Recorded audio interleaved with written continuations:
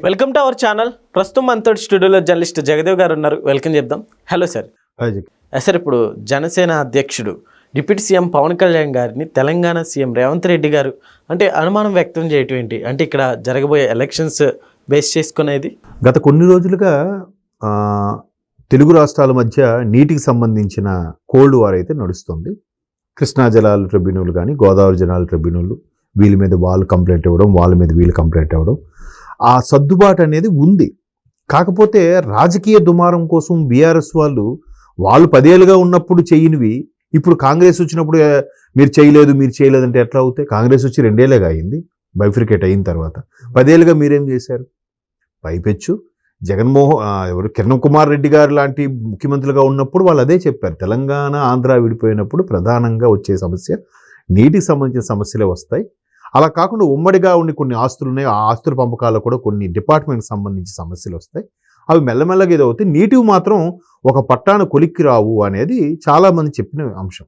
దానికి చాలామంది రిటైర్డ్ ఇంజనీర్లు, తెలంగాణ భావజాలం ఉన్న రిటైర్డ్ ఇంజనీర్లు వాళ్ళు వీళ్ళు ఎందుకు అవ్వదు, ఎందుకు చేయకూడదు, నా దగ్గర లెక్క ఉంది, నా దగ్గర క్యాలిక్యులేషన్ ఉంది అన్నీ అప్పట్లో బీఆర్ఎస్కి ఫేవర్గా మాట్లాడారు కొంతమంది మేధావులు. మరి ఇప్పుడు ఆ మేధావులు వచ్చి సెటిల్మెంట్ చేయొచ్చుగా. సో ఇది పక్కన పెడితే రీసెంట్గా ముఖ్యమంత్రి రేవంత్ రెడ్డి గారు, తెలంగాణ ముఖ్యమంత్రి రేవంత్ రెడ్డి గారు ఏమన్నారంటే నీటికి సంబంధించి ఏవైతే డిస్కషన్స్ ఆర్గ్యుమెంట్స్ జరుగుతున్నాయో ఎక్కడి వరకు కాదు, మేము కలిసి కూర్చొని మాట్లాడుకుని సాల్వ్ చేసుకుందాం, మనందరం తెలుగు వాళ్ళం, ఇరుగు పొరుగు వాళ్ళం, ఈ ప్రాబ్లం లేకుండా చేసుకుందామని ఒక పిలుపునిచ్చారు. అయితే మహారాష్ట్ర ఉప ఎన్నికలకు సంబంధించి కానీ లేదంటే రేపు రాబోయే తమిళనాడులో ఎన్నికలకు సంబంధించి కానీ పవన్ కళ్యాణ్ అనే వ్యక్తిని భాజపా ప్రభుత్వం చాలా వరకు కీ రోల్లో వాడుకోవాలని చూస్తుందన్నట్టుగా ఒక టాక్ ఉంది. దానికి తగ్గట్టుగా పవన్ కళ్యాణ్ గారు మహారాష్ట్ర తెలంగాణ బార్డర్లో తెలుగులోనే మాట్లాడి క్యాన్వాసింగ్ చేశారు. రీసెంట్గా బీహార్ ఎన్నికలకు సంబంధించి కూడా చంద్రబాబు నాయుడు గారు కూడా బీహార్ ఎన్నికల్లో క్యాన్వాసింగ్ చేశారు, కూటమి ప్రభుత్వం కాబట్టి. సో ఇప్పుడు కూటమి ప్రభుత్వంలో భాజపా, టీడీపీ, జనసేన ఉన్నాయి కాబట్టి ఇకపై రేపు రాబోయే తెలంగాణ మున్సిపల్ ఎన్నికలకు సంబంధించి ఖచ్చితంగా బీజేపీ జనసేనని, టీడీపీని కూడా వాడుకునే ప్రయత్నం చేస్తే చేయొచ్చు. దానికోసం ముఖ్యమంత్రి రేవంత్ రెడ్డి గారు కొన్ని సన్నాహాలు అన్నీ చేసుకుంటున్నారు. రీసెంట్గా జరిగిన పిసిసి సమావేశం ఏదైతే ఉందో తెలంగాణ ప్రదేశ్ కాంగ్రెస్ కమిటీ సమావేశం, దాంట్లో కూడా ముఖ్యమంత్రి రేవంత్ రెడ్డి గారు మాట్లాడి ఏం చెప్పారంటే, మనం ఏదైతే మంచి మెజారిటీతో గెలుచుకున్నామో, మన మీద ప్రజలు నమ్మకం ఉంచారో ఆ నమ్మకాన్ని నిలబెట్టుకునేలాగే మనం పనిచేస్తున్నాం. దాని తగ్గట్టుగా బెస్ట్ రిజల్ట్ జూబ్లీహిల్స్ బైపోలే, దానికి ఉప ఎన్నికే కారణం, నవీన్ యాదవ్ని గెలిపించుకున్నాం. ఇప్పుడు రాబోయే మున్సిపల్కి కూడా ప్రజలకు చేరువుగా, ప్రజలకు దగ్గరగా ఉంటూ వాళ్ళకి ఇష్టమైన పనులు చేస్తూ, వాళ్ళకి సదుపాయాలు కల్పిస్తూ, సౌకర్యాలు కల్పిస్తూ, సూపర్ 6ను అమలు చేస్తూ దీన్ని ప్రజలకు బాగా తీసుకెళ్తే ఖచ్చితంగా మనల్ని నెత్తిన పెట్టుకుంటారు, బాగుంటుంది. కాకపోతే ఇక్కడ బీఆర్ఎస్ బీజేపీ ఒకటే వేస్తే చేయొచ్చు అన్నట్టుగా ఎవరి స్టైల్లో బీఆర్ఎస్ బీజేపీ ఒకటని కాంగ్రెస్ వాళ్ళు అంటారు. కాంగ్రెస్ బీఆర్ఎస్ ఒకటే ఎప్పటికెళ్ళి విలీనం అయిపోతుందని చెప్పి బీజేపీ వాళ్ళు అంటారు. సో ఇలాంటి నడుస్తున్న నేపథ్యంలో మొన్న జూబ్లీహిల్స్ ఎన్నికకి సంబంధించి కూడా లోకేష్ గారు వచ్చి మాగంటి గారి కుటుంబాలను కలవడం, ఓకే బీఆర్ఎస్కి పోటీగా టీడీపీ వాళ్ళు కూడా నిలబెడుతున్నారా, లేదా టీడీపీ జనసేన బీజేపీ కలిపి ఉమ్మడిగా ఒక అభ్యర్థి నిలబెట్టబోతుందా అని రకరకాల ఊహాగానాలు అయితే వినిపించారు. మొత్తం మీద బీజేపీ అనేది పవన్ కళ్యాణ్కి సంబంధించి చాలా దగ్గరగా చేరువుగా ఉందనే చెప్పాలి. ఎందుకంటే 2024 ఆంధ్రప్రదేశ్ ఎన్నికలప్పుడు కూడా పవన్ కళ్యాణ్ గారు ఒక మాట చెప్పారు, నేను ఈ కూటమిలో టీడీపీ జనసేన భాజపా కలిసి కూటమి ప్రభుత్వంగా డబుల్ ఇంజిన్ సర్కార్గా వెళ్లే ఉద్దేశంలో ఏదైతే ఎన్నికలకు వెళ్తున్నామో దీనికోసం పెద్దల దగ్గర కూడా చాలా చేవాట్లు తిన్నాను, చాలా ఇబ్బందులు పడ్డాను. మొత్తం మీద జగన్మోహన్ రెడ్డిని అధపాతాళానికి తొక్కాలి అంటే ఇదే సరైన సమయం, ఇదే సరైన పద్ధతి.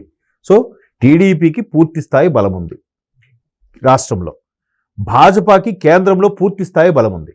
ఈ రెండూ కలిస్తే రేపు కేంద్రంలోనూ బాగుంటుంది, బలంగా ఉంటుంది, రాష్ట్రంలో కూడా బలంగా ఉండి, రాష్ట్రం ఇప్పుడు కొత్తగా ఏర్పడింది, రాజధాని కూడా లేకుండా చేసేసింది వైసీపీ. కాబట్టి భాజపాతో వెళ్ళడమే కరెక్ట్ అని పవన్ కళ్యాణ్ ఏదైతే భీష్మించి కూర్చుని కలిపారో దానికి తగ్గట్టుగా ట్రెమండస్ చేంజెస్ వచ్చాయి. 91.87-82% ఓటింగ్ వచ్చింది. బంపర్ మెజార్టీతో 164 సీట్లతో కూటమి ప్రభుత్వం ఏర్పడింది. ముఖ్యమంత్రి చంద్రబాబు నాయుడు గారు, అలాగే ఉప ముఖ్యమంత్రి పవన్ కళ్యాణ్ అందరూ ఒక దీని మీద వెళ్తూనే ఉన్నారు. సో పవన్ కళ్యాణ్ భాజపా పూర్తిగా విశ్వసిస్తోంది. మరోవైపు అక్కడ ఒక సుబ్రహ్మణ్య స్వామి టెంపుల్లో హారతి వ్యవహారం కానీ, సుబ్రహ్మణ్య స్వామికి సంబంధించిన కొన్ని ఉత్సవాలు నిర్వహించారు. గత సంవత్సరం 2024లో ఒక 6 నెలల కిందట ఎప్పుడో నిర్వహించినప్పుడు అక్కడ ప్రస్తుతం తమిళనాడు బీజేపీ మాజీ అధ్యక్షులు అన్నామలైతో పాటు పవన్ కళ్యాణ్ గారు కూడా అదే స్టేజ్ మీద రకరకాల మఠాధిపతులు, రకరకాల సన్యాసుల మధ్యలో వీళ్ళు కూర్చొని దాని గురించి మాట్లాడారు. అక్కడ ప్రభుత్వానికి వ్యతిరేకంగా, అంటే భాజపా అటు మహారాష్ట్ర కానీ, ఇటు తమిళనాడు కానీ, రేపు పొద్దున కేరళలో కానీ పవన్ కళ్యాణ్ని భాజపా ఒక అస్త్రంగా ఉపయోగించబోతోంది. సో రేపు తెలంగాణ మున్సిపల్ ఎన్నికలకు సంబంధించి కూడా భాజపా జనసేన అయిన పవన్ కళ్యాణ్ గారిని కూడా ఈ విధంగా క్యాన్వాసింగ్ ఉపయోగించబోతుందా? ఎందుకంటే జనసేన సంబంధించిన కార్యకర్తలు ఇక్కడ కూడా కొంతమంది ఉన్నారు, నేను చూశాను. ఈవెన్ మొన్న జూబ్లీ హిల్స్ బైపోల్ ఎన్నిక టైంలో కూడా రెడ్డి గారు పోటీ చేశారు. రెడ్డి గారి తరపున క్యాన్వాసింగ్లో భాజపాతో పాటు టీడీపీ జెండాలు ఎక్కువగా చూడలేదు, కానీ జనసేన జెండాలు ఎక్కువగా చూశాను తెలంగాణలో. టీడీపీ అక్కడక్కడ ఉన్నాయి, బట్ జనసేన జెండాలు ఎక్కువగా కలిగి తిరిగాయి అనమాట. సో ఓకే, భాజపాకి జనసేన పూర్తి స్థాయి సపోర్టుగా ఉంది. మెల్లగా జనసేన ఎక్కడ కూడా బీజేపీకి సపోర్ట్తో పాటు జనసేన కూడా విస్తరించే క్రమంలో ఉంటుందిగా.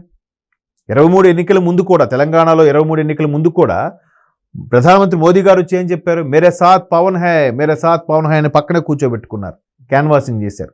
అయితే నామకే వాస్తే పోటీ చేశారు అనుకున్నది వేరే విషయం, క్యాన్వాసింగ్ చేయడం కోసం అదొక స్ట్రాటజీ మెయింటైన్ అవుతున్నారు. సో ఇప్పుడు రేవంత్ రెడ్డి గారికి జనసేనాని కూడా ఇక్కడ పోటీ చేసి బీజేపీకి సపోర్ట్గా ఉంటే, ఇప్పుడు కాంగ్రెస్కి ప్రధానంగా ఉండే పవర్ఫుల్ సబ్జెక్ట్ ఏంటంటే బీజేపీయే. ఎందుకంటే బీజేపీ వాళ్ళ ఆరోపణ ఏంటంటే బీఆర్ఎస్ ఎలాగో కాంగ్రెస్లో విలీనం అయిపోతుంది ఇప్పుడు కాబట్టి ఎప్పటికైనా. ఆల్రెడీ కవిత గారు కూడా కాంగ్రెస్లోకి వచ్చేశారు, ఇంకా ఆవిడ ఏం లేకపోయినా అంటే సోషల్ మీడియాలో వైరల్ అవుతున్న అంశాలు. ఆవిడ అందుకే భట్టి విక్రమార్క గారు వాళ్ళ అబ్బాయి ఎంగేజ్మెంట్కి వెళ్ళినప్పుడు కూడా కాంగ్రెస్ కలర్ ఉన్న చీర కట్టుకొని వెళ్ళారు.